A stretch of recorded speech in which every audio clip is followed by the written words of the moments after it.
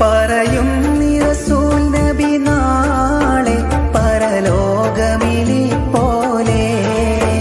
പറയും റസൂൽ നബി നാളെ പരലോകമിനി പോലെ.